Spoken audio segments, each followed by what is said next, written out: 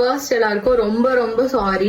நீங்க ரொம்ப நாளா கேட்டுட்டு இருந்த part 5 of my skin transformation journey. Thank you so much for your நிறைய பாசிட்டிவ் கமெண்ட். அண்ட் ஆல்சோ உங்க மணி என்னால சேவ் ஆச்சுன்னு சொல்லும் போது எனக்கு ரொம்ப கிரேட்ஃபுல்லா இருந்துச்சு.